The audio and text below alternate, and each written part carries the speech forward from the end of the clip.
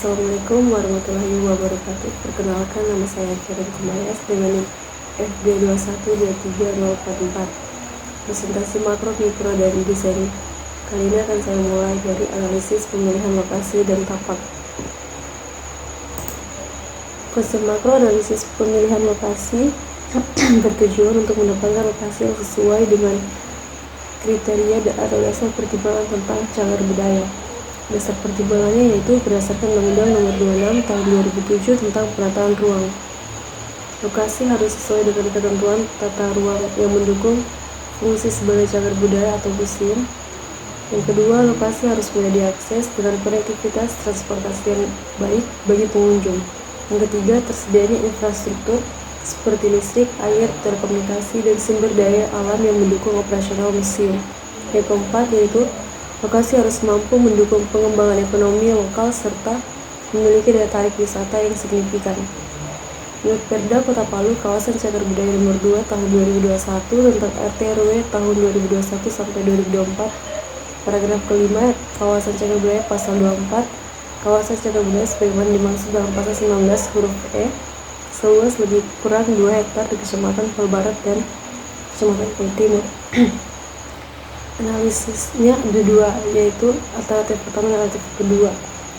Dan kriterianya yaitu lokasi harus sesuai dengan ketentuan tata ruang yang mendukung fungsi sebagai cagar budaya dan museum. Alternatif 1 itu ada 4 dan alternatif 2 itu ada 4 juga. Lokasi harus mudah diakses dengan konektivitas transportasi yang baik bagi pengunjung. Untuk alternatif pertama ada 3, alternatif kedua ada 4. Tersedia infrastruktur listrik, air, telekomunikasi, dan sumber daya alam yang mendukung operasional museum sama-sama berjumlah dengan 4 untuk alternatif 1 dan 2. Dan kriteria yang keempat, lokasi harus mampu mendukung pengembangan ekonomi lokal serta memiliki daya tarik wisata yang signifikan. Untuk alternatif pertama ada 3, alternatif kedua ada 4, dan totalnya untuk alternatif pertama yaitu 14 dan alternatif kedua berdasarkan dengan alternatif kedua ada 15. Berdasarkan hasil analisis alternatif 2 menjadi lokasi terpilih karena mencakup kriteria yang ada. Selanjutnya ada data iklim. Pada tahun 2025 yang terpendek adalah 21 Juni dengan 12 jam 4 menit siang hari, dan hari terpanjang adalah 21 Desember dengan 12 jam 11 menit siang hari. Angin paling sering bertiup dari utara selama 1-2 bulan dari 10 Februari hingga 17 Maret. Angin paling sering bertiup dari barat selama 1-6 bulan dari 17 Maret hingga 4 Mei.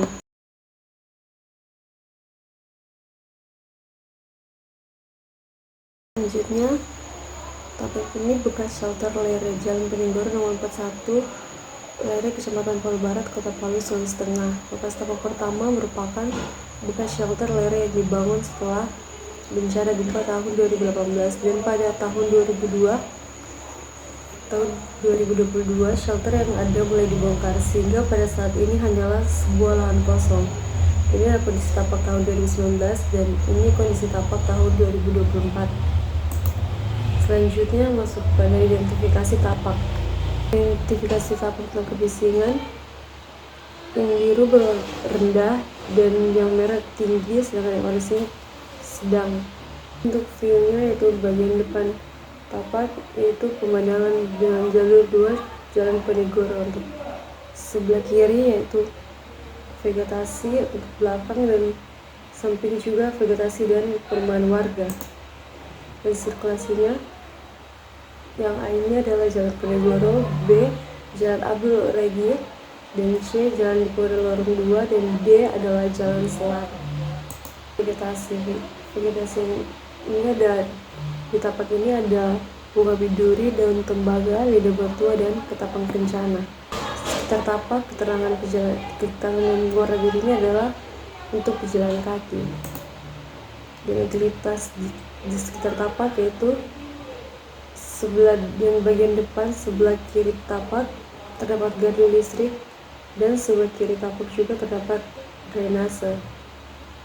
Identifikasi site skala makro posisi tapak itu dalam 3 km ada UIN Gatot Karama, Universitas Al-Herat, Museum Sultan, Wisma Donggala, Taman Nasional, Universitas Tadulako. Dan untuk 10 km itu ada Bandar Udara Sisa Jufri.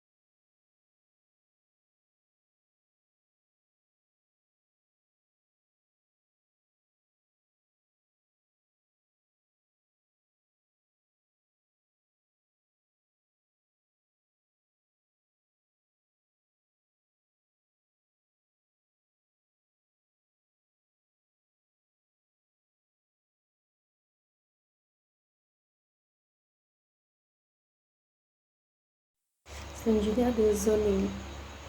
Sini analisisnya sumber kebisingan area sekitar tapak yaitu jadi Jalan Penegoro, yang sebelah kiri dan kanan bagian depan tapak yaitu yang sebelah kiri warung makan, sebelah kanannya terdapat lorong kecil dan beberapa rumah warga, dan juga lorong dan rumah warga, tapi tingkat kebisingan pada area ini masuk dengan tingkat kebisingan yang rendah. Selanjutnya yaitu view dari samping tapak itu bagian timur, tapak permukiman warga, dan bagian depannya mengarah langsung ke jalan utama itu Penegoro, dan di seberang terdapat pemukiman warga. Selanjutnya di sebelah kiri juga ada, di bagian barat terdapat pemukiman warga. Selanjutnya yaitu analisis respon desain terhadap topografi. Analisisnya kondisi kontur pada tapak berdasarkan pengamatan langsung dan juga lewat internet. Data yang didapatkan berupa kontur pada saat cenderung melandai ke area tengah tapak naik 1 meter di jarak hampir 200 meter. Keterangannya lebih garis hijau adalah garis padang kontak dan hitam dibandingkan tapak. Analisis respon desain terhadap kebisingan. Analisisnya itu sumber kebisingan dan jalan Penegoro, sebelah kiri kanan bagian tepat terjepit.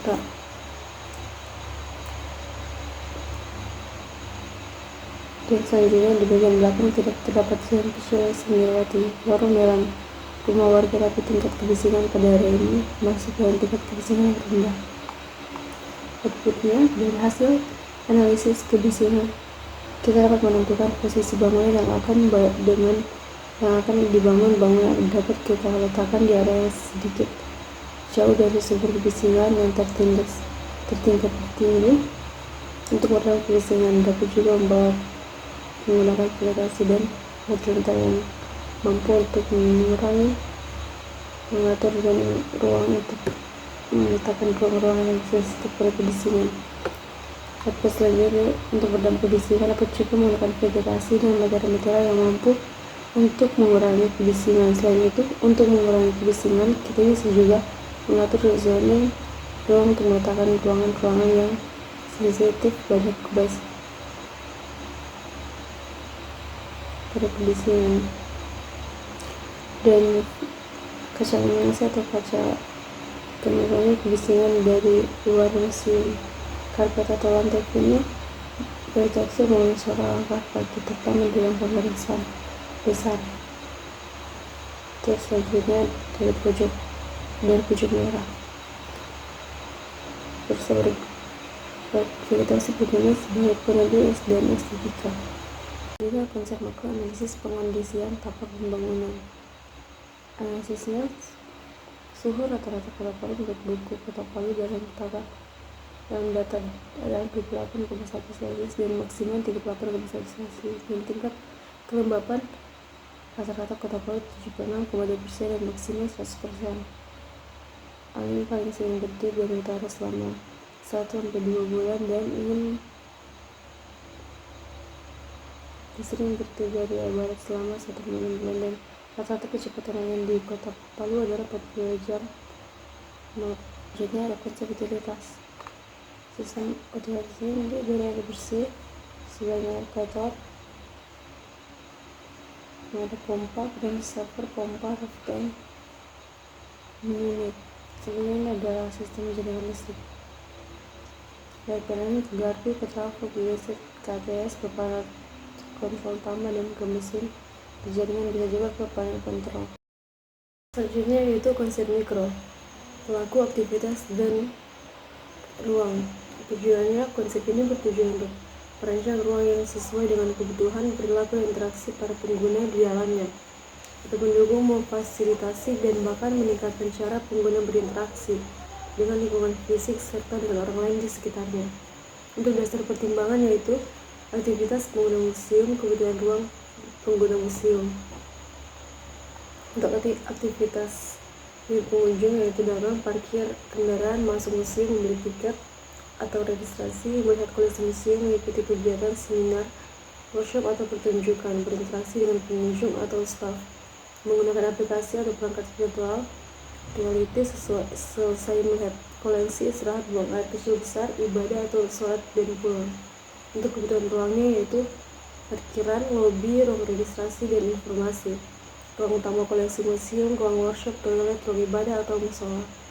Dan untuk pelaku selanjutnya yaitu pengunjung, yang para ahli atau peneliti. Aktivitasnya yaitu datang, parkir kendaraan, masuk museum, membeli tiket atau registrasi, melihat koleksi museum, mengikuti workshop atau seminar, mengikuti pertemuan kerjasama, istirahat, buang air kecil atau besar, ibadah, dan pulang. Dan kebutuhan ruangnya yaitu ada parkiran, entrance, lobby, ruang registrasi dan informasi, ruang utama koleksi museum, ruang workshop, ruang tamu, dan ruang rapat, toilet, ruang ibadah atau musola. Dan pelaku selanjutnya itu kurator. Aktivitasnya datang, parkir, masuk museum, simpan barang pribadi, mengelola museum, menegosiasi mengapresiasikan dan mengesahkan pembelian, penjualan, pertukaran, atau peminjaman koleksi. Rapat meninjau perawatan koleksi, istirahat, makan, minum, ibadah, dan pulang.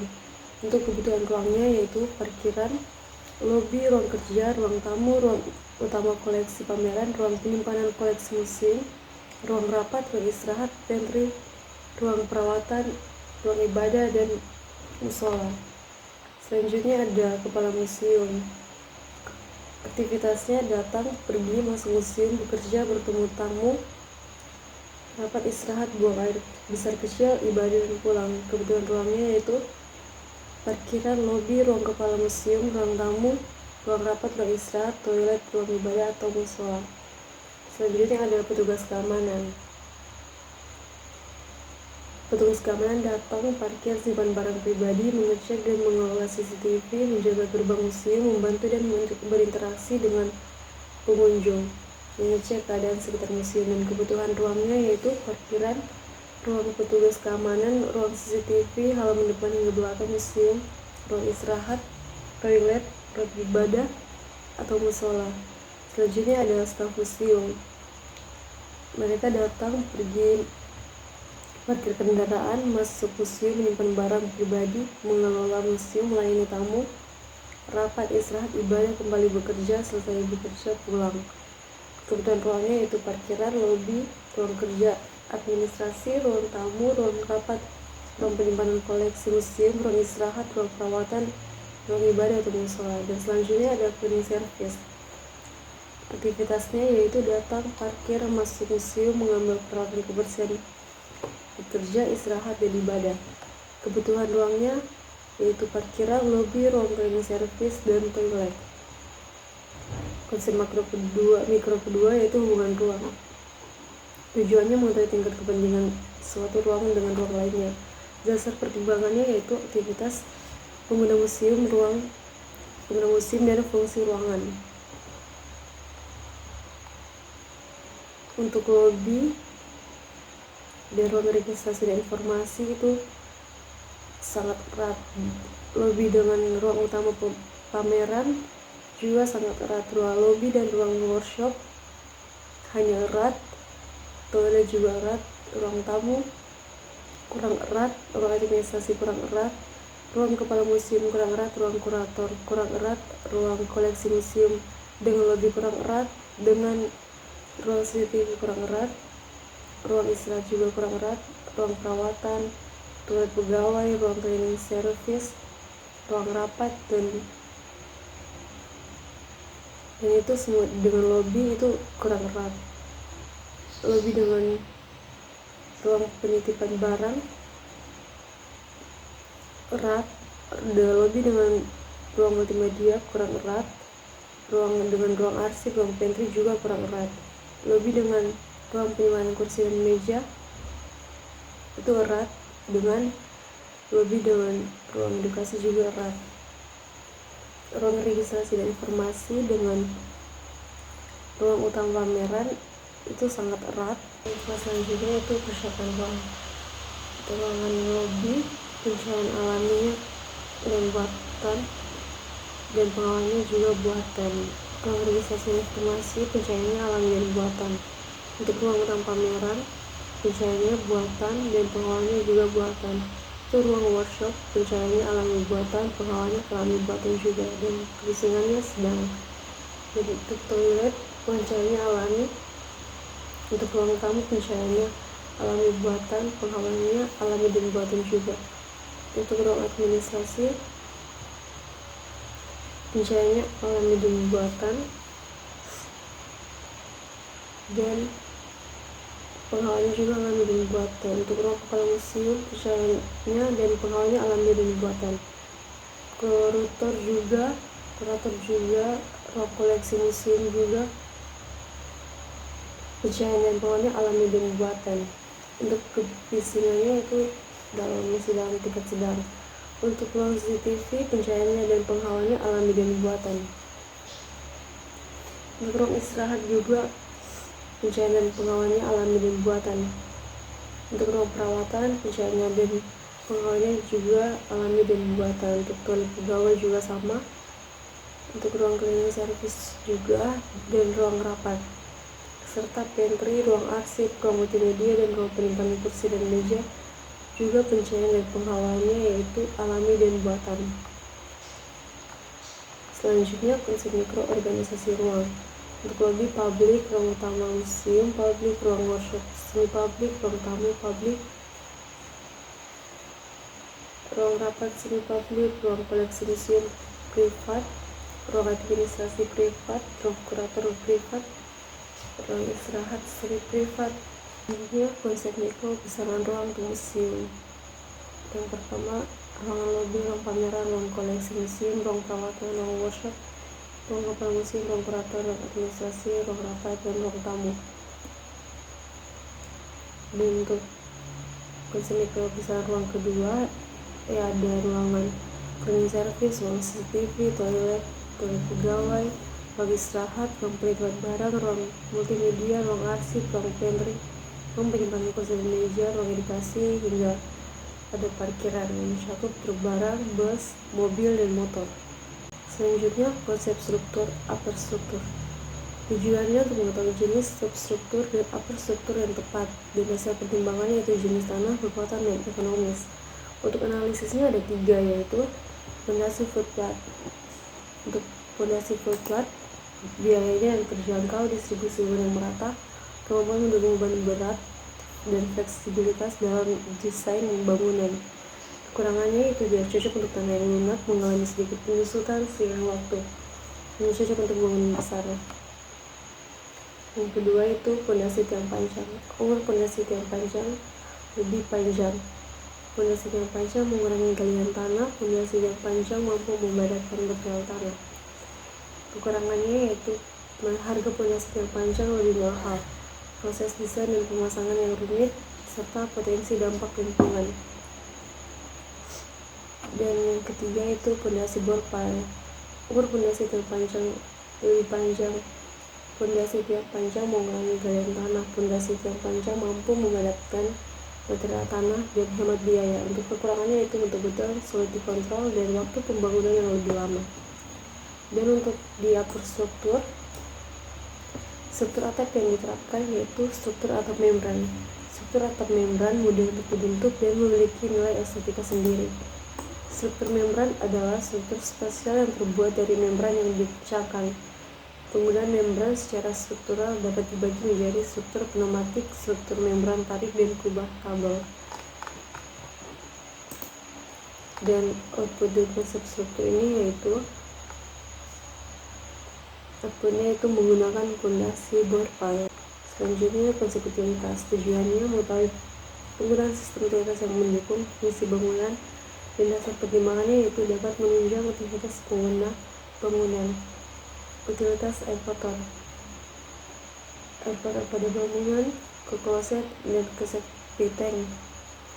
Dan air kotor pada bangunan seperti air wastafel, ke sumur resapan, bak kontrol, dan drainase. Untuk utilitas air bersih dari PDAM ke meteran, ke ground reservoir, ke pompa, dan menuju langsung pada bangunan. Untuk pengolahan sampah yaitu sampah kering dan basah dipilah dan diangkut oleh mobil sampah ke tempat pembuangan. Dan selanjutnya konsep utilitas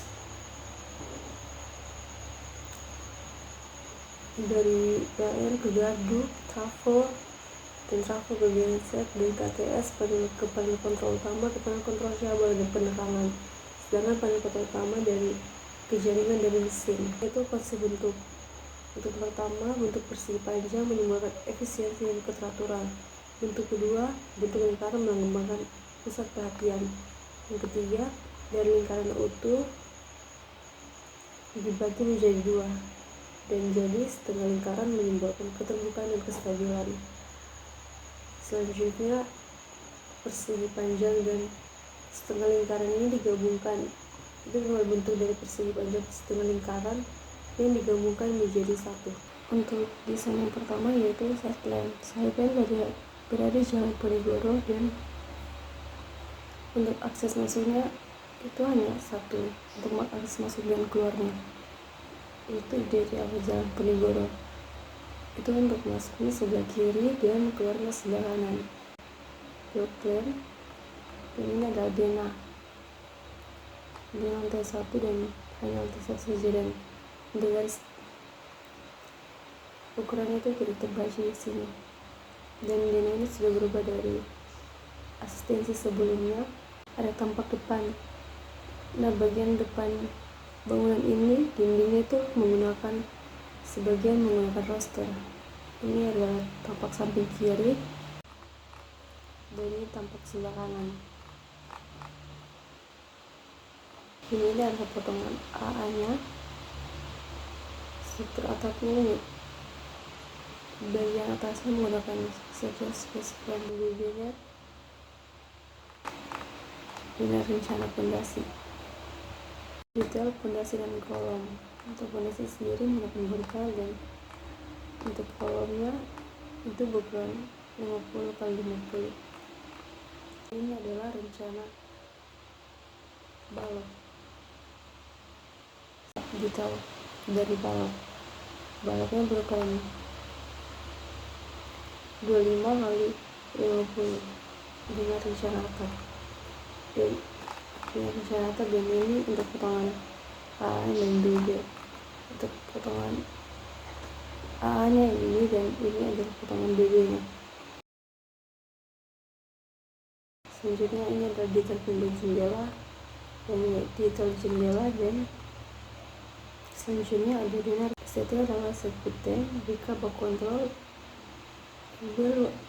LR ada lubang resapan, dan ini adalah sebelah ground reservoir dan pipa 3/4 inci yang warna merah. Ini adalah untuk pipa saluran air bersih, dan pipa 3 inci ini adalah pipa untuk saluran air kotor.